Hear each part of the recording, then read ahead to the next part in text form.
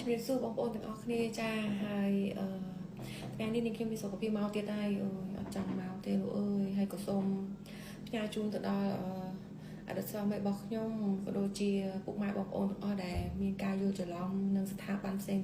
ដែលឮថាអតីតស្វាមីរបស់ខ្ញុំគាត់បានដាក់ពាក្យបណ្ដឹងទៅលោកតាសសក្នុងត្បែងពីបត់ឆោបោកលុយខ្ញុំ230000អីណានេះខ្ញុំអត់យល់ខ្ញុំពិតជាអត់សប្បាយចិត្តសោះហ្មងហើយខ្ញុំទៅចេញពីជ្រៀងនេះពិតជាហត់នឿយកុំឲ្យខ្ញុំហត់ជាងនោះអីខ្ញុំសុំបងមែនតាព្រោះយើងបានចែកផ្លូវគ្នាហើយបញ្ចប់គ្នាដោយសន្តិវិធីទៅហេតុអីទៅធ្វើបាបជាមួយនឹងធ្វើឲ្យខ្ញុំឈឺក្បាលឲ្យមហាជនគេងឿងឆ្ងល់មួយខ្ញុំដល់ណាទៀតអ្នកមិនព្រមចប់ទេអីគេសម្បត្តិដែលខ្ញុំឲ្យអ្នកក៏ខ្ញុំបានឲ្យហើយដីកស៊ូណា70ហត្តាតែជាកស៊ូថ្ងៃនេះទ្រព្យសម្បត្តិដែលខ្ញុំឲ្យនេះអត់គ្រប់ទេអីហើយចង់បានអីទៀតហើយបំផ្លាញសេចក្តីសុខរបស់ខ្ញុំដល់ណាទៀតហើយរឿង230000របស់លោកឪសក់សក្នុងបែកហ្នឹងមតិគឺมันច្បាស់លាស់ទេបងប្អូនស្ដាប់តែមួយខាងទេគឺគ្មានខ្ញុំឯណាលោកលោកឪណាទៅបោកលុយខ្ញុំគឺតាមពិតទៅគឺនិយាយអស់មកគឺលុយរស់ស៊ីការរស់ស៊ីខ្លះគឺខ្ញុំមិនអាចចេញមុខបានទេវិជាការរងារស់ស៊ីដោយសម្ងាត់ទិញវត្ថុណានៃចឹងទៅហើយវាចាញ់បោកគេឃើញគាត់ដឹងដែរតែហើយក៏នៅការនៅរស់ស៊ីនឹងដឹងដែរតែថាខ្ញុំបាត់បង់អីខ្លះខ្ញុំខាតលើផលិតផលខ្ញុំខាតលើផ្សេងមុខរបរផ្សេងកុំទិញគេចាញ់បោកគេជួយបងប្អូនជួយនេះជួយធ្វើបន់អ្នកនេះអ្នកនោះឃើញដឹងដែរតែហើយអ្វីក៏ជាប្រាក់ដែលខ្ញុំរកមកដែរហើយយើងបែកគ្នាហើយនេះនៅលើកកាយកកោះដល់ណាទៀតខ្ញុំអត់ជល់ទេចង់បានអីប្រកាសហើយស្ថាប័នគ្រប់បែបយ៉ាងសូមមេត្តារកយុត្តិធម៌ឲ្យនាងខ្ញុំជាមួយលោកឪផងព្រោះយើងទុកមុខរកស៊ីរៀងខ្លួនណាហេតុអីត្រូវមិនឲ្យខ្ញុំនិយាយអីសោះនេះអត់ខ្ញុំចេញលឺថាឲ្យស្អីណាឲ្យនិយាយពីទេសនាពីសច្ចធម៌គុណធម៌អីណាណីទៀតខ្ញុំអត់យល់ថាធ្វើដើម្បីអីហើយម្នាក់ហ្នឹងចេះតែទៅការរស់ស៊ីវាមានខាតមានចំណេញ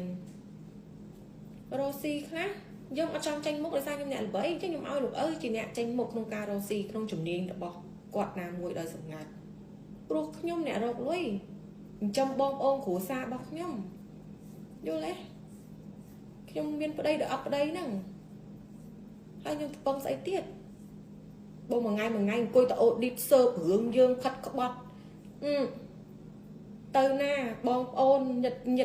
ឥឡូវឮថានិយាយស្អីណាទៅតែខ្ញុំហ្នឹងអត់ត្រូវគេបង្វក់លោកឪដាក់ស្នេហ៍បង្វក់មិនឲ្យរាប់អានឪពុកម្ដាយសរណិតម្ដាយខ្ញុំពុទ្ធោអ្នកទេដែលដេញម្ដាយខ្ញុំចុះចេញពីផ្ទះម៉ាក់ខ្ញុំជុំចង់ងាប់កាលនៅបរិយាប័យហួតនោះអត់ចេះនៅមួយមនុស្សចាស់ទេល្អដាក់ខ្ញុំរាល់ថ្ងៃខ្ញុំធន់ខ្ញុំធ្វើមិនចាត់មួយប្តីមួយម្ដាយត្រូវធ្វើមិនចុះក៏ទិញផ្ទះឲ្យគាត់នៅដាច់ដライហើយគាត់ថាខ្ញុំនឹងអីគេមិនហ្នឹងថាអត់ចេះនៅមួយថាខ្ញុំនឹងងត់ចោលម៉ែពុទ្ធោអ្នកទេដែលជាអ្នកដេញម៉ាក់ខ្ញុំចេញពីផ្ទះហើយហេតុអីអ្នកនិយាយពាក្យនឹងចេញកើតនេះអ្នកអត់ចេះចង់ដើរលេងកណ្ដាលយប់អីចូលផ្ទះចូលអីអ្នកធុញមនុស្សចាស់ហើយនិយាយឡើងស្ទើរនិយាយទៅក្លាប់កាប់ផ្ងាហ្មងខ្ញុំខ្លាចហ្មងខ្ញុំមែនតាខ្ញុំកុំឲ្យខ្ញុំឈឺចាប់ដល់ថ្នាក់នឹងពេកមែនតា6 ដល់ 10 ឆ្នាំគួរតែយល់មុខខ្ញុំផងអ្វីដែលអ្នកចេញទៅខ្ញុំឲ្យអ្នកហើយតបសម្បត្តិអ្នកនៅចង់បានអីទៀតខ្ញុំមានលុយណាឲ្យអ្នកទៀតហើយប្តឹងដើម្បីអីចង់មិនហើយស្ថាប័នទាំងអស់ហ្នឹងសូមជួយជាការវែកញែកផងមិនប្រងហែកដល់ទឹកខ្ទីហ្មងមិនណាហើយលោកឪណាទៅនេះអញ្ចឹងខ្ញុំអ្នកគិតគូរពីគាត់ព្រោះគាត់ជួយខ្ញុំច្រើនណាស់ហើយការរឿងគាត់ទៅសឹកអីហ្នឹងគឺដោយសារអីសុវត្ថិភាពពួកយើងការចេញនិយាយជាសាធារណៈនេះវាប៉ះហើយ តែយើងនិយាយឲ្យមនុស្សគ្រប់នៅអ្វីដែលជាការពិតនឹងវាប៉ះហើយអញ្ចឹងមិនថាខ្ញុំមានតួនាទីមួយសង្គ្រោះជួយមនុស្សដែលគេជួយធ្លាប់ជួយខ្ញុំហើយគាត់ឈឺឬដងបាតទៅថៃទៅអីយើងដឹងគុណគាត់ហើយគាត់អត់មានសិទ្ធមាន fan គាត់គ្រប់គ្រងទេក្នុងការជួយធ្វើភាសាជួយធ្វើនេះធ្វើនោះហ្នឹងគាត់អត់យកផងតែបើគាត់គាត់យកនឹងច្រើនជាងនឹងទៀតដោយសារខ្លាចមានរឿងបែបនេះចុះហេតុអីអ្នកដែល consultant ខ្លះគេនិយាយពីសច្ចធម៌ខ្លះគេបានបច្ច័យច្រើនជាងគាត់ហេតុអីអ្នកទាំងឡាយមកទៅកោតទោសអីទៅលោកតាសក់សក្នុងក្បែរមួយហ្នឹងអ្វីដែលគាត់រៀនគឺអត់មានជំនឿអបិយជំនឿអបិយដែលពឹងពាក់អនុភាពប្រេះប្រាស់អីទេសិតជាជំនឿនៅក្នុងស្រូបទាញធម្មពលវិជ្ជមានមកទាំងអស់នេះចង់និយាយចេះហើយបើយើងអត់ចេះស្ដាប់ពីភាសាមនុស្សបរិសុទ្ធនិយាយពីរឿងអញ្ចឹងផងហើយមិនខ្ញុំអត់យល់ចឹងមិនចង់និយាយថាខ្ញុំពិតជាមានអារម្មណ៍ហត់នឿយមែនតើសម្រាប់រឿងធ្វើល្អរឿងល្អវាទៅជាខ្មៅរឿងខ្មៅវាទៅជាសគ្រប់បែបយ៉ាងអ្នកចេញមតិនឹងក៏ទៅចេះទៅហើយគាត់បកកាយស៊ើបហ្មងអារឿងស្អីនោះក៏ស៊ើបអ្នកសារព័ត៌មានអីសុំឈប់ទាំងអស់ស្ថាប័នអីហ្នឹងសុំមេត្តាបញ្ចប់រឿងហ្នឹងឲ្យលឿនឲ្យខ្ញុំផងខ្ញុំសុំបងរឿងនេះអត់មានការឆោបបោកអីទេវាជាការរស់ស៊ីសម្ងាត់របស់ខ្ញុំនឹងខ្ញុំគាត់ក៏ដឹងដែរដដែលនិយាយនេះអត់មានទេហាមដាក់ពាក្យបដិងអីញ៉ៃទៀតខ្ញុំហត់ណាស់ព្រោះវាជាទំនួលខុសត្រូវរបស់ខ្ញុំរវាងខ្ញុំជាមួយលោកឪគាត់ជាអ្នកបួសមួយដែលពោពេញដោយសច្ចធម៌គុណធម៌ល្អសម្រាប់ខ្ញុំត្រូវការរៀនសូត្រជាច្រើនទៀតដើម្បីជួយទៅដល់ធម៌ពលរបស់អ្នកគេចង់ស្វែងរកធម៌ពលល្អដាក់ចូលក្នុង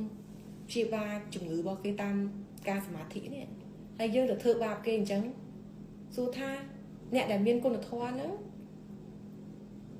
អ្នកដែលតែស្គរហ្នឹងមិនដឹងថារឿងអីហ្នឹងបែបគិតថាលោកឪបោកមែនបោកត្រង់ណាវាអត់មានជាការបោកទេវាជាការមួយដឹងគុណជួយសង្គ្រោះគ្នាទៅវិញទៅមកមិនតែខ្ញុំធ្វើគ្រប់គ្នាបងប្អូនមិត្តភ័ក្តិអ្នកណាក៏ដឹងគាត់ឲ្យខ្ញុំអត់ចេះកត់ខ្ញុំអត់ចេះសន្សំសេវរឿងស្អីតិចតួចទេខ្ញុំបានលុយមកខ្ញុំចាយចប់ធ្វើអ្វីសេចក្តីសុខស្រួលហើយតែពេលខ្ញុំអត់យល់ថាខ្ញុំយកអ្នកស៊ើបការមកចិត្តខ្លួនឲ្យស៊ើបឲ្យដល់ពេលបែកគ្នាហើយមិនបែកដោយល្អទៅនិយាយហែកហួរគ្នាប្តឹងគ្នាទៅវិញទៅមកខ្ញុំស្អប់ណាស់ហេតុអីខ្ញុំទៅជួបរឿងបែបនេះខ្ញុំសូមឲ្យបញ្ចប់ទាំងអស់ហើយនិយាយសិតតែអីណាសិតតែពាក្យដែលខ្ញុំមិនគួរចង់ឮសោះសិតតែគេនឹងចេះចុះហើយចង់ប្រាប់ថាលើលោកនេះបើខ្ញុំមានមនុស្សប្រុសបែបនេះលើលោកស្លាប់មនុស្សអស់មានតែម្នាក់ហ្នឹងក៏ខ្ញុំអត់យកដែរអ្នកមិនមានឱកាសជួបខ្ញុំទៀតទេចង់ប្រាប់ចេះឈប់ចងពៀខ្ញុំទៅដោះលែងខ្ញុំទៅខ្ញុំមានសេរីភាពផងសូមបណ្ដាស្ថាប័នទាំងអស់ទុកផ្លូវឲ្យខ្ញុំនិងលោកឪសក់សក្នុងតែបានធ្វើអ្វីដែលជាសេរីភាពពិតប្រាកដក្នុងនាមយើងជាប្រជាជនខ្មែរដូចគ្នាស្វែងរកនៅអ្វីដែលជាសេចក្តីសុខដាក់ខ្លួនដូចគ្នាមិនគួរបន្តរឿងបែបនេះទៀតទេសូមចប់ត្រឹមនឹងទាំងអស់គ្នា